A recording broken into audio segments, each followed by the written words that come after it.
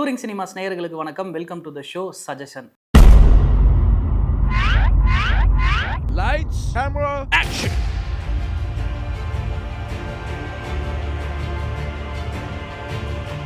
So இன்றைக்கி நம்ம சஜஷனில் எந்த படத்தை பற்றி பார்க்க போகிறோம் அப்படின்னா, சூப்பர் ஸ்டார் ரஜினிகாந்த் அவர்களோட நடிப்பில் எஸ்பி முத்துராமன் அவர்களோட டைரக்ஷனில் பஞ்சு அருணாச்சலம் அவர்களோட ரைட்டிங்கில் உருவான திரைப்படம் கழுகு 1981 இந்த படம் வந்து ரிலீஸ் ஆச்சு. படத்தை பற்றின கதை என்ன அப்படின்னா, சூப்பர் ஸ்டார் ரஜினிகாந்த் ராஜா அப்படின்ற கேரக்டரில் நடிச்சிருப்பாரு. இந்த கேரக்டரில் வரக்கூடிய கதாபாத்திரம் என்னவா இருக்கும் அப்படின்னா, எதையுமே எதிர்பார்க்காம ரொம்ப ஜாலியாக இருக்கக்கூடிய ஒரு கேரக்டரில் தான் சூப்பர் ஸ்டார் ரஜினிகாந்த் வந்து நடிச்சிருப்பாரு. ஸோ அவருடைய அண்ணன் கேரக்டரில் வந்து தேங்காய் சீனிவாசன் அவர்கள் வெகுளித்தனமாக இருக்கக்கூடிய ஒரு வைர வியாபாரியாக வந்து இருப்பார். இவரோட வைஃப் வந்து இறந்துருவாங்க. இவருக்கு 2 குழந்தைங்க. ஸோ இப்போ இந்த ஃபர்ஸ்ட் ஆஃப் முழுக்க படம் எப்படி போகும் அப்படின்னா, ரொம்பவே வந்து கேஷுவலாக தான் போகும். அதாவது வந்து ரஜினிகாந்த் அவர்கள் ஹீரோயினை வம்பிழுக்கிறது, அப்புறம் அவங்களோட லவ் பண்ணுறது அப்படின்னு வந்து ரொம்ப ஒரு யதார்த்தமான ஃபர்ஸ்ட் ஆஃப் வந்து ட்ராவல் ஆகும். அதுக்கப்புறமே ஹீரோக்கும் ஹீரோயினுக்கும் வந்து கல்யாணம் ஆகிடும். அவருடைய அண்ணன் வந்து என்ன பண்ணுவார் அப்படின்னா, ரஜினி அவர்களுக்கு வந்து ஒரு பஸ்ஸை வந்து ப்ரெசென்ட் பண்ணுவார். அதாவது ராஜாவுக்கு வந்து பஸ்ஸை ப்ரெசென்ட் பண்ணுவார். அந்த பஸ் எப்படிப்பட்ட பஸ்ஸுனா, நார்மலான ஒரு பஸ்ஸு கிடையாது, கேரவன். இப்போ இருக்கக்கூடிய கேரவன் அப்படின்னு வந்து நம்ம சொல்கிறோம் இல்லையா, அப்போவே வந்து தேங்காய் சீனிவாசன் அவர்கள் வந்து ரஜினிக்கு வந்து ஒரு பஸ்ஸை ப்ரெசென்ட் பண்ணுவார். அந்த பஸ்ஸுக்குள்ளே எல்லா ஃபெசிலிட்டியும் இருக்கும். அதாவது கிச்சன் இருக்கும், பெட்ரூம் இருக்கும், அதுக்கப்புறம் பார்க்கிங் ஏரியா, லாட், இந்த மாதிரியான எல்லா ஃபெசிலிட்டியுமே வந்து அந்த பஸ்ஸுக்குள்ளே இருக்கும். இப்போது ரஜினிகாந்த் என்ன பண்ணுவார் அப்படின்னா, அவருடைய கல்யாணத்தை முடிச்சுட்டு இந்த பஸ்ஸில் வந்து ஒரு ட்ரிப்பு பிளான் போகலாம் ஹீல்ஸுக்கு அப்படின்னு சொல்லிட்டு பிளான் பண்ணுவார். அவரோட ஃப்ரெண்ட்ஸையும் கூட்டிக்கிட்டு அவரோட ஒய்ஃபையும் கூட்டிக்கிட்டு ட்ரிப்புக்கு கிளம்புவார். இங்கேருந்து தான் ஆக்சுவலாக படமே வந்து ஸ்டார்ட் ஆகும். ஃபர்ஸ்ட் ஆஃப் முழுக்க படம் வந்து ரொம்ப ஜாலியாக போனாலும் செகண்ட் ஆஃப் வந்து அப்படியே டோட்டலாக வந்து சேஞ்ச் ஆகும். ஒரு த்ரில்லர் மூடுக்குள்ளே வந்து போகும். ஸோ அப்படி ஒரு ஊரில் போய் இந்த பஸ் வந்து நிற்கும். நின்னதுக்கப்புறமே அந்த ஊரில் இருக்கக்கூடிய ஒரு பொண்ணு வசந்தி அப்படின்ற ஒரு கேரக்டர், சூப்பர் ஸ்டார் ரஜினிகாந்த் அவங்களோட ஃப்ரெண்ட்ஸ் ஒய்ஃப் எல்லாத்தையும் என்ன பண்ணுவாங்க அப்படின்னா, வாங்க எங்கள் ஊருக்குள்ளே போய் நான் உங்களை சுற்றி காட்டுறேன் அப்படின்னு கூட்டிகிட்டு போவாங்க. கூட்டிகிட்டு போனதுக்கு அப்புறமே இவங்க எல்லாருமே ஜாலியாக இருப்பாங்க. ஒரு நாள் நைட்டு வந்து கேம்பெயின் மாதிரி பண்ணிட்டு உட்காந்துருப்பாங்க. அப்போ மேலதாளத்தோட நிறைய சத்தத்தோட ஒரு நாய்ஸ் வந்து கேட்டுக்கிட்டே இருக்கும். ஸோ ரஜினிகாந்த் இது என்ன அப்படின்னு பார்க்கறக்காக வந்து போவார். போனதுக்கு அப்புறமே வந்து அந்த ஊரில் அந்த வசந்தின்னு அந்த பொண்ணு இருந்துச்சு இல்லையா, அந்த பொண்ணு வந்து ஏதோ ஒரு மயக்க நிலையில் ஆடிட்டு இருக்கும். எண்ட் ஆஃப் த சீனில் வந்து என்ன ஆகும் அப்படின்னா, அந்த பொண்ணை நரபலி கொடுத்துருவாங்க. இப்போ ஒரு உணர்ச்சி விஷயத்தில் வந்து ரஜினிகாந்த் அவர்கள் கத்திடுவார். அந்த கூட்டம் என்ன பண்ணுவாங்க அப்படின்னா, ரஜினிகாந்தை கொல்றதுக்கு துரத்துவாங்க. அவங்களோட ஃப்ரெண்ட்ஸ் கேங் எல்லாத்தையும் வந்து கொல்றதுக்கு துரத்துவாங்க. இவங்க பஸ்ஸில் எப்படியோ தப்பிச்சிடுவாங்க. ஸோ தப்பிச்சதுக்கு அப்புறமா போலீஸ் ஸ்டேஷனுக்கு போயிட்டு ராஜா கேரக்டர் என்ன பண்ணும் அப்படின்னா, போலீஸில் போயிட்டு கம்ப்ளைண்ட் பண்ணும். சார், இந்த மாதிரி நேற்று நைட்டு நாங்கள் ஒரு நரபலி கொடுக்குற ஒரு விஷயத்தை பார்த்தோம். நீங்கள் வாங்க வந்து அவங்க இந்த கூட்டத்தை பிடிங்க அப்படின்னு வந்து கூட்டிகிட்டு போவாங்க. ஆனால் சொல்லி வச்ச மாதிரி எல்லாருமே வந்து அந்த பொண்ணு யாருன்னே தெரியாது, இந்த ஊரே கிடையாது அப்படின்னு போய் சொல்லுவாங்க.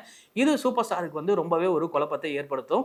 இதுக்கு இடையில வந்து பார்த்தோம் அப்படின்னா, அந்த ஊரில் இருக்கக்கூடிய ராஜரிஷி அப்படின்ற ஒரு சாமியாரோட ஆசிரமம் வந்து இருக்கும். அந்த சாமியாரும் அங்கே தான் இருப்பாங்க. அவங்கள பார்க்க சூப்பர் ஸ்டாரோட அண்ணனும் இந்த கதாநாயகியோட அப்பாவுமே வந்து வந்துருவாங்க. இவங்க எல்லாருமே சேர்ந்துக்கிட்டு அந்த சாமியார் மடத்துக்கு போவாங்க. இதுக்கு இடையில என்ன ஆகும் அப்படின்னா, சூப்பர் ஸ்டாரோட ஃப்ரெண்டை வந்து கொன்றுவாங்க இந்த சாமியாரோட ஆட்கள். அப்போ அவருக்கு வந்து ஒரு $1 வந்து கிடைக்கும். அதையும் எடுத்து வச்சிருப்பாரு. ஸோ இந்த சாமியாரோட சேர்ந்தவங்க தான் இந்த கொலையை பண்ணியிருக்காங்க அப்படின்னு வந்து சூப்பர் ஸ்டார் தெரிஞ்சுக்குவாங்க. ஸோ என் ஃப்ரெண்டை கொன்னது எதுக்காக, அதுக்கப்புறமா இந்த நரபலி ஏன் கொடுக்குறாங்க, இதெல்லாம் யார் பண்ணுறாங்க, இந்த சாமியார் உண்மையாலுமே வந்து உண்மையான சாமியாரா போலியான சாமியாரா அப்படின்னு கண்டுபிடிக்கிறதுக்காக அந்த மடத்துக்கு போகாரு. அந்த மடத்தில் ஏகப்பட்ட பிரச்சனைகள் வந்து இருக்கும். அதாவது அடுத்தவங்களோட சொத்தை எழுதி வாங்கிறது, ஹிப்னாட்டிசம், அவங்களை ஏமாற்றி அவங்க கிட்ட இருந்து எப்படிலாம் பணம் பறிக்கிறாங்க, எப்படி கொள்ளையடிக்கிறாங்க அப்படின்னு அப்ப இருந்த காலகட்டத்தில் சாமியார்கள் வந்து போலியா இருக்கிற ஒரு ஸ்கிரிப்டை தான் வந்து இந்த படம் கையாண்டிருக்கும். ஸோ சூப்பர் ஸ்டார் ரஜினிகாந்த் அதுக்குள்ள போவாரு. போயிட்டு அந்த சாமியார் வந்து இந்த மாதிரி தில்லு முள்ளு பண்றாரு அப்படின்றத வந்து கண்டுபிடிக்க ஆரம்பிப்பாரு. ஸோ அந்த மடத்துல வந்து சோ அவர்களுமே வந்து இருப்பாரு. சோ அவர்களுமே வந்து ஒரு கிரே ஷேட்ல இருக்கக்கூடிய ஒரு கேரக்டர்ல தான் பிளே பண்ணியிருப்பாரு. சரி, சோ அவர்கள் வந்து கிரே ஷேட்ல தான் இருக்காரோ அப்படின்னு நம்ம பார்த்துக்கிட்டு இருக்க நேரத்தில் வந்து பார்த்தோம் அப்படின்னா, அவருமே அந்த மடத்துல என்ன நடக்குது அப்படின்றத கண்டுபிடிக்கிறதுக்காக வந்த ஒரு ஜேர்னலிஸ்டா வந்து இருப்பாரு. ஸோ ஒரு கட்டத்தில் சூப்பர் ஸ்டார் ரஜினிகாந்தும் சோ அவர்களுமே சேர்ந்து அங்கே என்ன நடக்குது அப்படின்னு தெரிஞ்சுக்கிறதுக்குள்ளேயுமே, ஸோ அவங்களோட அண்ணன் பொண்ணுக்கு இந்த சாமியார் என்ன பண்ணுவார் அப்படின்னா, இவங்களோட ஜாதகம் வந்து ரொம்ப ஸ்பெஷலான ஒரு ஜாதகம், நரபலி கொடுக்கணும் அப்படின்னு ஒரு பிளான் வந்து போட்டிருப்பாங்க. அப்போ அந்த பொண்ணுக்கு மயக்க மருந்து கொடுத்து இந்த பொண்ணு செத்துடுச்சு அப்படின்னு வந்து சொல்லுவாங்க. சொல்லிட்டு அந்த பொண்ணை குழியில வச்சு புதைச்சிருவாங்க. அப்போ இந்த ஜேம்ஸ் பாண்ட் படங்களில் வர மாதிரி அண்டர் கிரவுண்டில் வந்து டோர்லாம் வச்சு இந்த வழிகள்லாம் இருக்கும். அந்த பொண்ணை அப்படியே எடுத்துகிட்டு வந்துருவாங்க. மயக்கம் அடைஞ்சதுக்கு அப்புறமே வந்து அந்த பொண்ணு சுயநினைவு வந்ததுக்கு அப்புறமா இந்த பொண்ணை நரபலி கொடுக்கலாம் அப்படின்னு பிளான் பண்ணி வச்சிருப்பாங்க. ஸோ இது எல்லாமே ரஜினிகாந்த் ப்ரீ கிளைமேக்ஸில் கண்டுபிடிச்சிருவாரு. கண்டுபிடிச்சி அந்த சாமியார் கூட்டத்தை எப்படி வந்து அடிச்சு போலீஸ்ல ஒப்படைக்கிறாரு அப்படின்றதான் படமாவே வந்து இருக்கும். கடைசியில் அந்த சாமியார் ஒப்படைச்சிருவாரு. இதுல மெயின் ஃபோக்கஸா இருக்கக்கூடியது என்னன்னா இந்த இன்டர்வல் ஃபைட்டும் கிளைமேக்ஸ் ஃபைட்டும் தான். கிளைமேக்ஸ் ஃபைட்டு கிட்டத்தட்ட வந்து ஒரு 10 மினிட்ஸ்க்கு வந்து மேல நடக்கும். ரொம்பவே பிரம்மாண்டமா இருக்கும். ஏன்னா அப்ப வந்த காலகட்டங்கள்ல இந்த ஒரு ஃபைட்டு வந்து ரொம்பவே பேசப்பட்டுச்சு. இந்த படத்துல வந்த பாடல்களுமே வந்து ரொம்ப பேசப்பட்டுச்சு. ஸோ கழுகு படத்தினுடைய கதை இதுதான்.